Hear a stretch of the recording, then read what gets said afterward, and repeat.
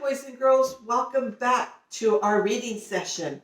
Teacher Laura here. We're going to finish reading the Book of Mooseltoe.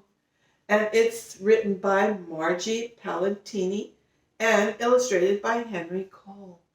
This is the front cover, the back cover, and the spine. Okay, don't forget, we left our little marker there to show us where we left off. And now we're going to continue to read the story. Moose first hoofed it down to the corner. Not a tree to be had. Then he slid around the block if, things were looking bad.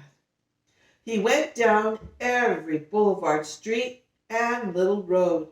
He looked down lanes and alleys. Didn't find a tree. Every tree had been sold.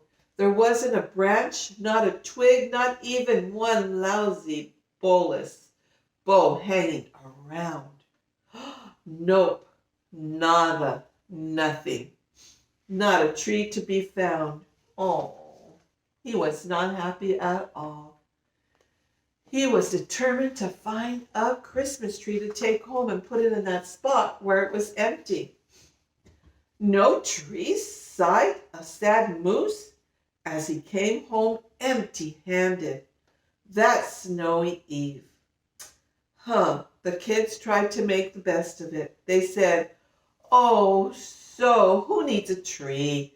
But Moose could plainly see they were short of glee. He knew he had to do something, and that's just what he did. In the empty corner, he stood and spread his arms out very wide, and then he smiled at the children, and he winked at his first bride. "Kids," he declared, "fetch your forgetful pop some of that tied and true family glop." What do you think he's going to do here?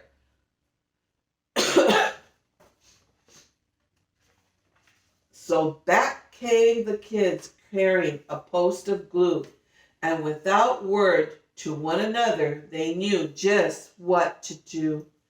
They each took apart, grabbing strands, taking hold, then carefully, oh so carefully, they glopped, and they plopped, and they pasted, and they pressed. They curled and twirled with every way a follicle could fathom, until Moose's magnificent mustache was indeed even more of a marvel to see. What were they doing? Where were they putting the glue? On his mustache. Oh my goodness, Moose was just a few needles shy of being an evergreen tree. They strung Moose with lights from his head all the way to his toes and draped him with tinsel, beginning right with his nose. They hung balls that were shiny and bells that twinkled, candy canes and berries and plum sugar sprinkled. Then they all stood back. Junior plugged in his pop. Plugged in the plug. Wow! Yes, Moose truly was one incredible sight. He was glorious and glowing. And boy, oh boy, was he ever bright.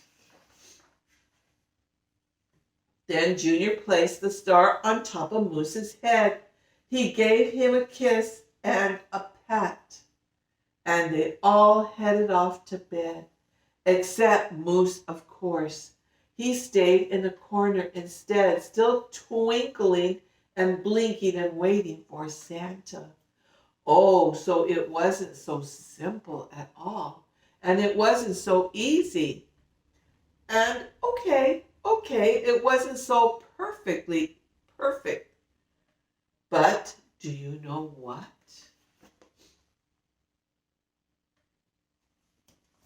What do you think is going to happen?